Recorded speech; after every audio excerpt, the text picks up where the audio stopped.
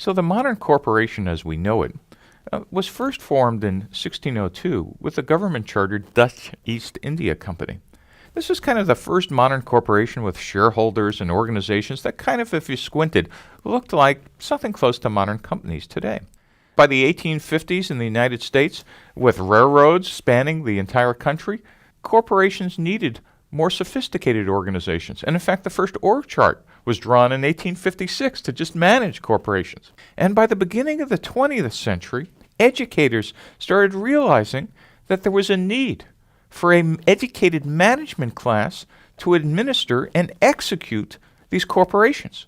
Because at least in the United States, we were going from local economies to regional economies to a national economy, yet we did not have a trained management class. And so in a brilliant insight, Harvard set up the first Masters of Business Administration course called the MBA.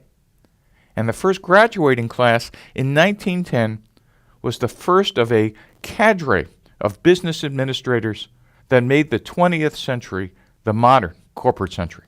The MBA curriculum was designed to provide managers and administrators with the tools they needed to run existing and growing companies: accounting, strategy, operations, leadership, organizational behavior, human resources, management.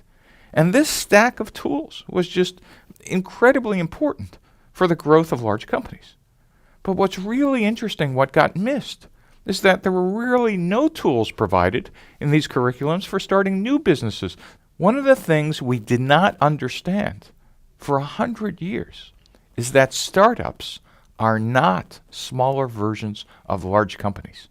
Let me say it again. Startups are not smaller versions of large companies.